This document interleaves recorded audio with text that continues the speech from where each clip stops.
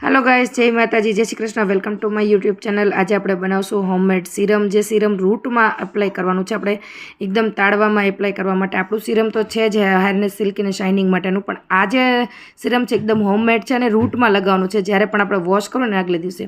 તો એના માટે મેં 2 ચમચી ચોખા લઈ લીધા હતા, 1 ચમચી અળસી લીધી હતી, 1 ચમચી મેં મેથી લીધી હતી। એને 2 થી 3 કલાક મેં પલાળી રાખ્યું હતું, અથવા તો ઓવરનાઇટ પણ તમે પલાળી શકો છો। અને એમાં જે પાણી નાખ્યું છે ને એ બધું જ પાણી આપણે એડ કરી દેવાનું છે એક તપેલીમાં। તપેલીની અંદર ગરમ કરવા મૂકી એટલે તરત જ ચાની ભૂકી 1 ચમચી નાખીને એને 5 મિનિટ સુધી બોઇલ કરવાનું છે। 5 મિનિટ પછી બોઇલ થઈ જાય એટલે ગેસ તરત બંધ કરી દેવાનો છે। અને ગેસ બંધ કરીને આપણે સરસ મજાની ગળણીમાં ગાળી લઈશું।